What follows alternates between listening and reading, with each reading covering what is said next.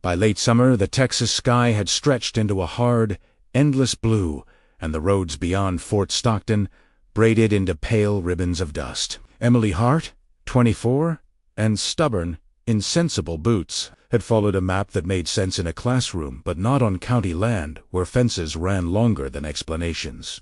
She had driven past wind-twisted mesquite and rusted water tanks, past the mailbox clusters with the paint burned off, chasing a small animal clinic she was meant to visit for her veterinary rotation. When the asphalt gave way to colic and the cell signal dropped to a single flickering bar, she told herself out loud, for courage that getting a little lost wasn't the same as being in trouble.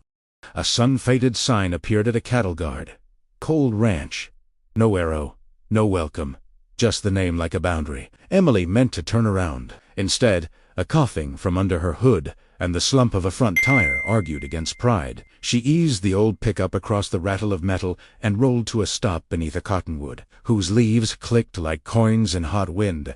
Silence arrived with the engine's death. In it, she noticed the place. A long, low house of limestone and shade. Barns set back like patient animals. Paddocks stitched with good wire, and in the nearest corral a bay mare holding her weight oddly, head low, flank dark with sweat. The mare's eye followed Emily, the way worry follows a thought. Training tugged at habit. Emily slid out, kept her body soft, and talked the way you talk to a horse before you know her name. A man stepped from the shadow of the barn, tall, shoulders squared by work rather than the gym, hat brim carving a steady line against the sky. Nathan Cole. He was the kind of quiet that didn't announce itself. It mesure. West Texas had carved years into his face without cruelty, only precision. He took in the flat tire, the stranger, the mare, and said nothing for a beat, as if deciding which problem mattered first. Two children peered from the porch, the kind of twins who share a face but not a posture. The boy stood like a challenge. The girl leaned, as if to listen better. Somewhere a windmill creaked. Somewhere farther, cattle shifted like slow water. "I'm sorry," Emily offered, already flustered by dust and heat. "I'm lost. And it looks like I picked your driveway to break down." Nathan's gaze moved once more to the mare. "That's not a driveway," he said, voice even. "It's a road, and she's colicking." Emily felt the old classroom sharpened into the present. Pain stance, pawing, sweat. To dull Luke, she lifted her hands. Malayan waited for his nod before she stepped closer. The twins held their breath. The land did, too. Somewhere between apology and instinct, a line would be crossed, and none of them yet knew that a wrong turn had found its way to the only place it needed to go. Emily crouched beside the mare, dust clinging to her jeans, and let her eyes trace the signs.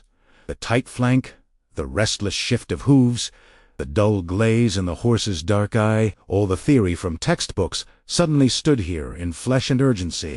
She placed a hand lightly against the mare's sweating neck, murmuring words without thinking, the way she had learned to calm nervous animals since childhood. Nathan stood just behind her, arms folded, shadows stretching long across the dirt. He did not interrupt, but Emily could feel the weight of his watchfulness. The twins had come down from the porch now, standing just outside the corral fence. Their curiosity pressed against the air as tangibly as heat. "She's in pain," Emily said at last, glancing back at him. "I know that," Nathan replied. "Iston wasn't unkind," but it carried a dryness that suggested he measured everyone by what they could do, not what they could say. Emily swallowed, steadying herself. "Has she been rolling? Kicking at her belly? Found her down an hour ago. Got her on her feet. Been pawing since. Could be colic. Might be impatient," Emily said softly, more to herself than to him. She wanted to check vitals, listen to gut sounds, but her stethoscope was buried in a backpack in her useless truck. She pressed her ear to the mare's belly, listening, counting, filtering sound through dust and heartbeat. Silence met her. Nathan's jaw shifted, but he didn't move. Finally he asked, "You some kind of vet?" "Student," Emily admitted, brushing dust from her palms. "Final year. Rotations. I was supposed to be at the small animal clinic in Pecos by now. I took the wrong road." His eyes narrowed slightly, though not in suspicion. "More?" in calculation. The mare tossed her head, stomping, and Emily instinctively stepped back into motion, circling, soothing, checking capillary refill with practiced hands. Nathan noted the competence in her gestures, the absence of hesitation. "I don't have time for students," he said, finally, though there was no sharpness in it. "But I don't have a vet here either." She looked up at him, dust in her lashes, sun pressing hard against her shoulders. "Then maybe I can help." The silence stretched again. Wind rattled. "Wire!" The twins leaned closer to the fence, waiting for their father's verdict. Finally, Nathan gave a single, curt nod. "Do what you can." Relief washed through Emily, though she kept her movements precise. She directed the boy without realizing to fetch a clean bucket of water. He ran off eagerly, as if grateful to be trusted. She asked the girl to keep count of the mare's steps as they led her slowly around the paddock. Within minutes, the corral became a classroom, improvised and raw. Nathan followed without interfering, watching this stranger command the rhythm of his ranch. For years he had kept people at a distance, neighbors, workers, even family, managing everything with his own hands. But something about this young woman, lost and dusty yet determined, made him pause. She did not speak like someone trying to prove herself. She spoke like someone who belonged near animals, as naturally as breathing.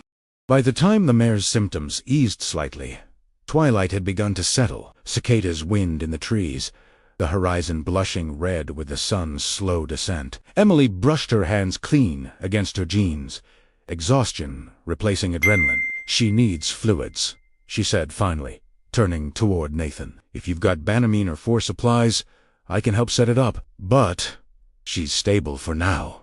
Walk her through the night. Watch for rolling." Nathan gave a single nod. "I'll manage."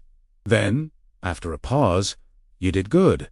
The words were simple, but they landed with surprising weight. Emily blinked, not expecting praise from a man carved so tightly out of stone. She gave a small, tired smile, unsure what else to say.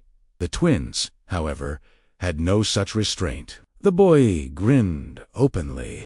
"You saved her!" he shouted. The girl echoed softly. "She listens to you." Emily flushed, unused to such attention. She glanced at Nathan, but he was already looping the lead rope with steady hands, his expression unreadable. Her truck, meanwhile, sat lopsided, with its flat tire. Useless in the fading light. She bit her lip, debating whether to ask for help. Before she could, Nathan spoke, his tone brisk, but not unkind. "You'll stay here tonight. No sense driving dark roads with no spare. We'll see to the tire in the morning." Emily hesitated. Every instinct told her not to impose, not to blur the fragile boundary between work and gratitude. But the night was falling fast, and the road back to town stretched lonely and uncertain. She nodded once. "Thank you." The twins exchanged quick, delighted glances, as if her presence promised more than she realized. That night, after a simple meal in the ranch kitchen, Emily lay awake in a small guest room, the hum of crickets seeping through the screen window. She thought of the mare's labored breathing, of Nathan's steady silence, of the children's wide eyes. She had only meant to pass through, to correct a wrong turn. Yet already she felt herself drawn into a story larger than chance. And though she didn't techno it yet, Nathan Cole's guarded world had already begun to shift. Morning broke with the pale gold of Texas light seeping across the horizon. Emily woke to the sound of hooves striking earth, steady and measured, like a heartbeat outside her window. For a moment she forgot where she was, the plain guest room, the creak of the ceiling fan, until memory returned.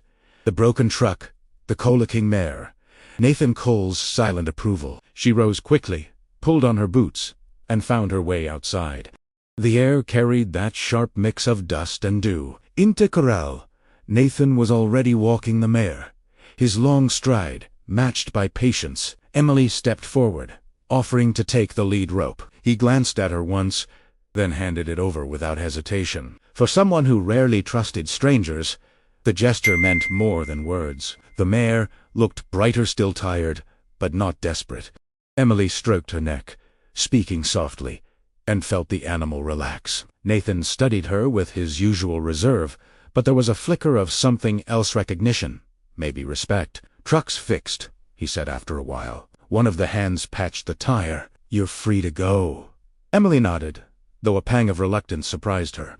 She had planned to leave at first light to find her way back to the rotation she was already late for. Yet standing there, rope in hand, she felt reluctant to step away from the work and the lives she had glimpsed here. Before she could answer, the twins appeared, bounding across the yard with the wild energy of children. The boy, Jack, carried the drawing he had been working on the night before, a horse rendered in uneven lines, but full of spirit. "Look!" he declared, thrusting it toward Emily. "It's her! You saved her." Emily knelt to examine the picture, touched by the earnest pride in his voice. Beside him, his sister, June, held back shyly, but watched Emily with steady eyes. "Will you stay today?" she asked quietly, almost as if she feared the answer. Emily opened her mouth, then hesitated. She turned to Nathan, who adjusted his hat against the rising sun. "They've been asking questions since last night," he admitted. "About vets, about you." His tone was neutral, but not dismissive. It was the opening she hadn't expected. "If you want, I can check the rest of the herd. Just a quick look. No charge." Nathan studied her again, long enough for her to feel the weight of the decision. Finally, he gave a short nod. "All right, let's see what you know." What followed was a day Emily would never forget. She walked through pastures where cattle grazed like slow rivers of brown and white. She examined a gelding with a stubborn limp, explained nutrition with hands brushing feed bins, showed the twins how to spot signs of dehydration in a goat that had wandered near the fence line. Nathan watched it all, arms crossed, his silence no longer hostile, but contemplative. For Emily, the work felt like breathing. She had grown up around animals, but here, far from lecture halls and sterile clinics, she remembered why she had chosen this path in the first place. She wasn't just practicing medicine. She was offering care, respect, presence. By evening, the ranch seemed different. The twins followed her everywhere, trailing questions. Nathan, though still guarded, had let her step into spaces that felt private barns filled with tools worn, smooth by years, tack rooms smelling of leather and dust, notebooks where breeding records were written in a hand more careful than his face suggested. When the day ended, Emily stood by her truck, ready to leave. The tire looked sturdy, her bag sat on the seat, the road stretched wide ahead. Yet Nathan's words stopped her. "If you're serious about veterinary work," he said quietly, "I could use help this summer. Hands are good with fences, not so much with medicine." The offer hung in the warm dusk, heavier than the cicadas humming in the mesquite. Emily's chest tightened. This wasn't part of her plan. But as she looked at the twins waving, at the mare grazing peacefully, at Nathan's steady figure, she realized some detours were worth taking. She nodded slowly. "All right, I'll stay a while." Nathan tipped his hat, almost in acknowledgement, almost in gratitude. And as Emily climbed back out of the truck and followed the twins toward the porch, she knew the wrong turn that had brought her here was becoming the beginning of something larger than she dared admit. Summer unfolded like a slow tide, carrying Emily deeper into the rhythms of the ranch. Days began before sunrise, when the air was still cool and shadows stretched long across the pastures. She learned quickly that ranch life demanded more than knowledge. It required endurance, instinct, and humility. Sweat clung to her skin, dust settled into her clothes, and yet she found herself smiling more often than she realized. The twins became her constant companions. Jack shadowed her like a colt, peppering her with endless questions about treatments, feed, and why some animals fought while others followed. June was quieter, but she watched everything with thoughtful eyes, recording Emily's answers in a small notebook she carried everywhere. Emily marveled at their resilience. They had grown up in the shadow of lost their mother, gone for years. Their father a fortress of Ceylon sand, yet they carried light within them, eager to give and to learn. Nathan remained more difficult to read. He worked alongside her, steady and efficient, but conversation was scarce. Emily caught him watching her sometimes, when she handled an animal with calm authority, or when the twins erupted into laughter at her jokes. His gaze wasn't intrusive, only steady, as though he was measuring the unfamiliar presence she had brought into their lives. As weeks turned into months, subtle changes appeared. Nathan began inviting her to meals, not as a guest, but as part of the household. Emily found herself at the long wooden table with the twins, passing plates, listening to their stories from school. At first she hesitated, feeling like an intruder, but soon the habit rooted itself. The kitchen, once hushed and functional, now pulsed with conversation and laughter. Emily also learned more about Nathan from neighbors and from the twins. Fragments emerged.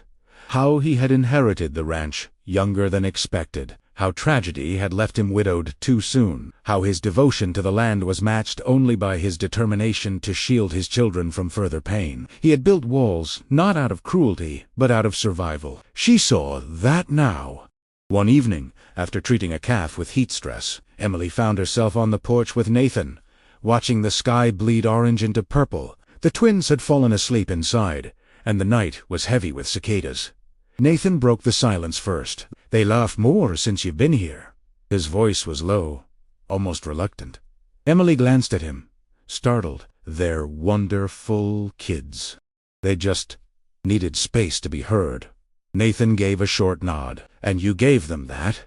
The words lingered between them, warmer than the summer air. Emmeline felt her heartbeat quicken, not from fatigue, but from something she wasn't ready to name. She shifted her gaze back to the horizon, but the air carried new weight, a closeness she couldn't ignore. By mid-July, the ranch felt less like a workplace and more like home. Emily still reminded herself she was a guest, a student, someone passing through. Yet each day tied her closer to the land, the children, and the man whose silence was slowly unraveling. One Saturday, the twins insisted she join them at the county fair. Nathan surprised her by agreeing. The four of them walked through stalls of livestock, sampled fried pies, and stood beneath the Ferris wheel lights. When Jack tugged Nathan's hand and June clung to Emily's arm, strangers looked at them and smiled, seeing not a fragmented family but a whole one. The realization left Emily both hopeful and afraid. That night, long after they returned to the ranch, Emily lay awake in her small room, listening to the distant low of cattle and the whisper of the windmill. She had come here by accident, a wrong turn on a dusty road, but the life she had stumbled into no longer felt like chance. It felt like a story she was meant to join. And though neither she nor Nathan said it aloud, both understood the truth.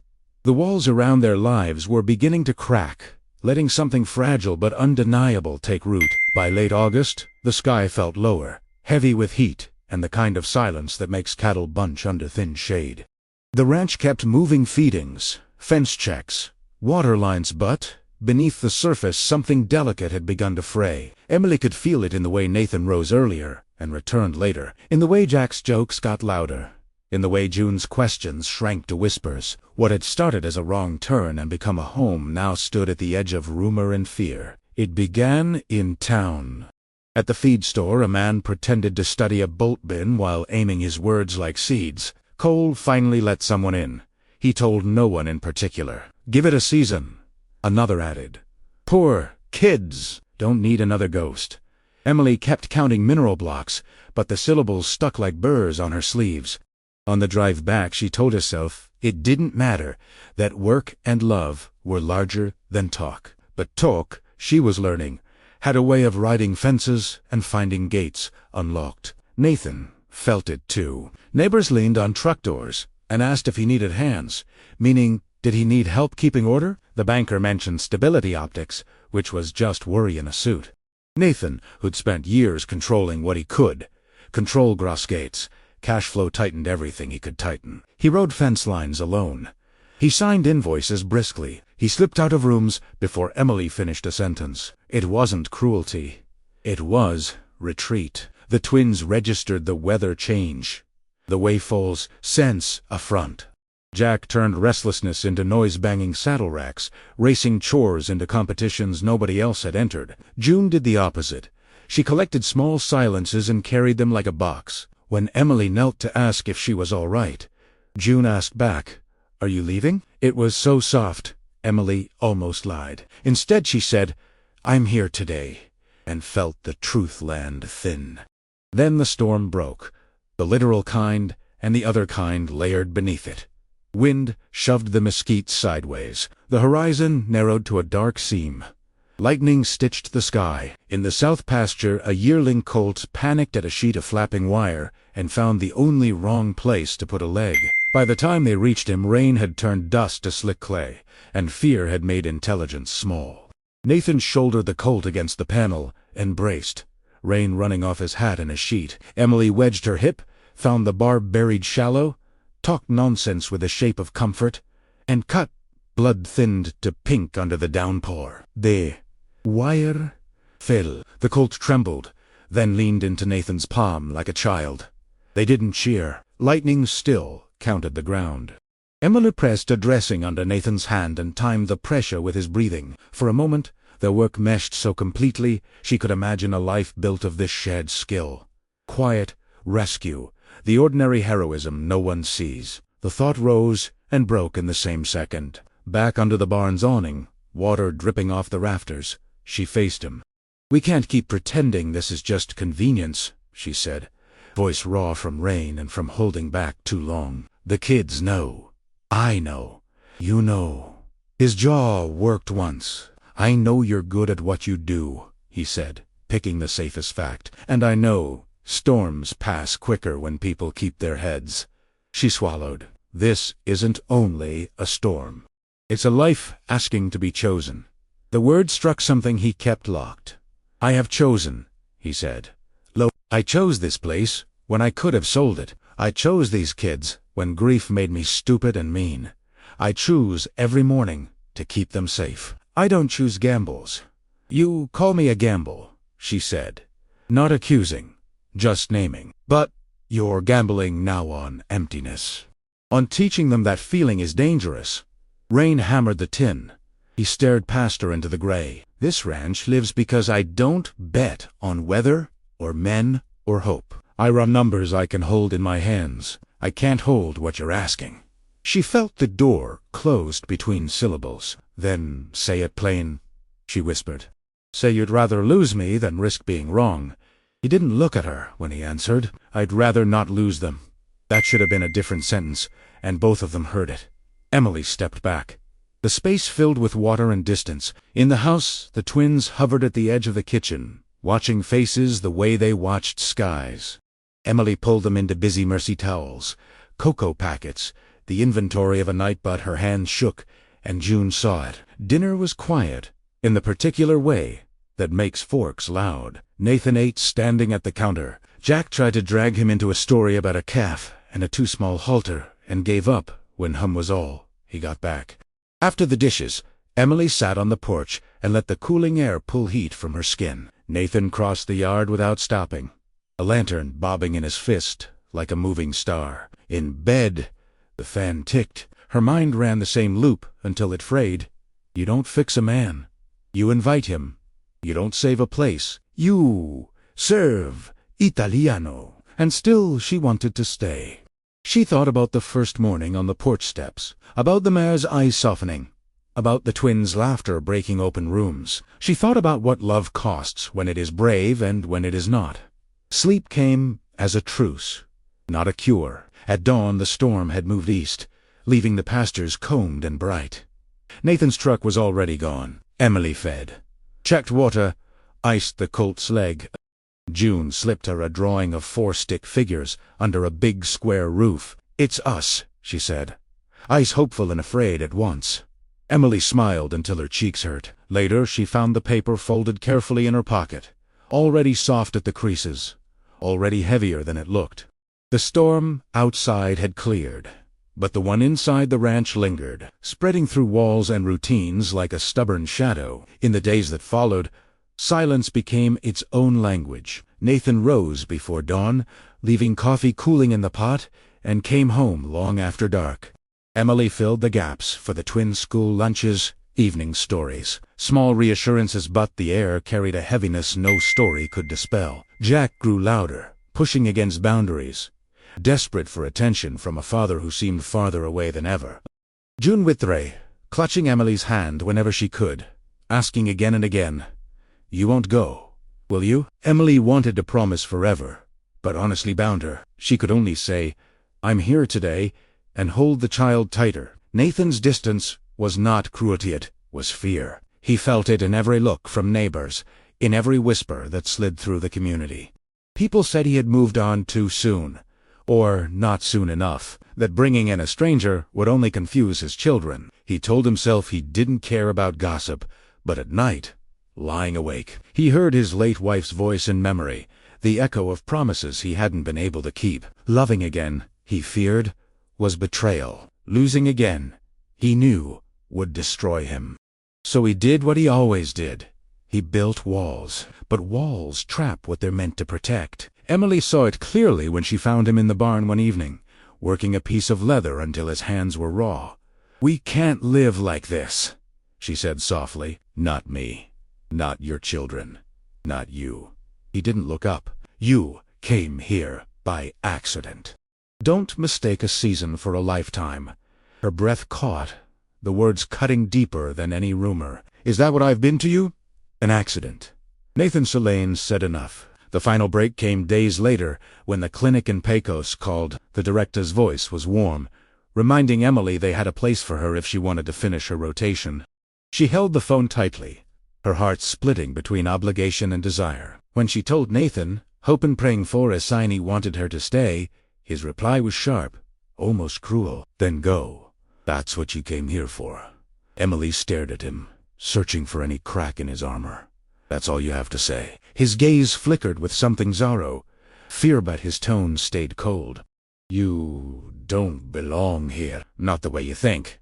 That night, she packed slowly, each folded shirt another reminder of all she was leaving behind. Jack shouted at her in anger, accusing her of abandoning them. June wept silently, asking if promises ever mattered.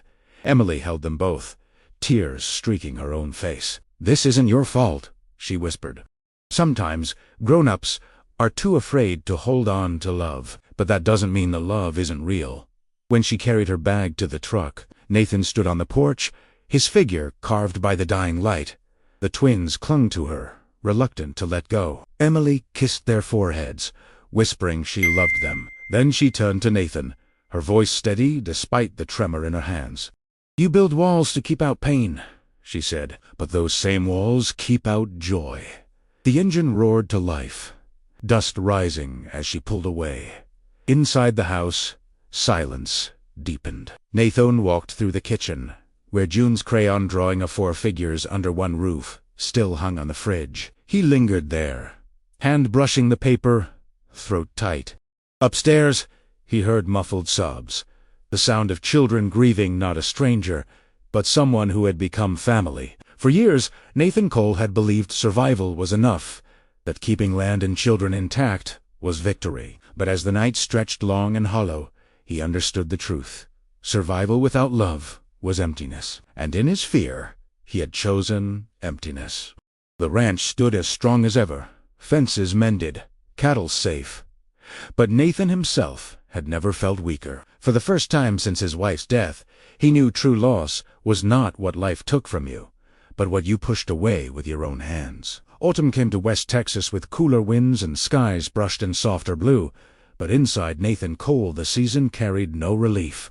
The ranch ran as it always had. Cattle moved through pastures. Fences held. The twins grew taller by inches, but the heart of the place felt hollow. Emily's absence echoed everywhere. In the porch swing that no longer carried her laughter. In the barn where her gentle voice once calmed frightened animals. In the kitchen where the twins waited for her stories that never came. Nathan carried on, silent as always. But the weight was different now. He had lived with grief before. He knew its shape. But this was something else. The knowledge that he had driven love away, not by fate, but by fear. At night, when he saw June's drawing, still taped to the fridge for stick figures beneath one roofie, felt it like a wound. Weeks later, a chance came like a crack in the wall he had built. The school held a small open house, with projects displayed along the gym walls. Jack had drawn a horse, with wings, titled Freedom. June's paper showed a house surrounded by bright sunflowers. But what stopped Nathan cold was a third paper, tucked between theirs. A drawing Emily had helped them finish before she left. It showed the ranch house, wide and steady, with 4 figures hand in hand. The children tugged his sleeve, asking if Emily would ever come back. For the first time, Nathan cooled and hid behind silence. He knelt to them, voice breaking. "She belongs here as much as any of us. I was wrong to let her go." The decision came like breathing after too long underwater. Days later, Nathan drove east, his truck eating miles of highway until he found the small clinic in Pecos. Emily stood outside, carrying supplies to her car, the sun catching her hair. She froze when she saw him, guarded and cautious. "I was a fool," Nathan said, stepping closer, his voice rough with truth. "I thought walls would keep us safe. All they did was keep us lonely. I don't want to survive without you, Emily. I want to live with you, with them." Her eyes filled, the same mixture of hurt and hope she had carried when she left. "And if you falter again, if fear wins," he shook his head, "then I'll fight it every day, because losing you is a wound I won't survive twice." The silence stretched, filled with the weight of everything unsaid. Then Emily let out a trembling breath, and for the first time in months, she stepped toward him instead of away. Weeks later, back at the ranch, the twins ran across the yard laughing, Emily's voice rising from the porch as she called after them. Nathan stood beside her, his arm brushing hers, and felt the land itself breathe easier. The house no longer echoed, it rang with life. For years he had built fences, barns, and walls. But now, for the first time, Nathan Cole had built a home.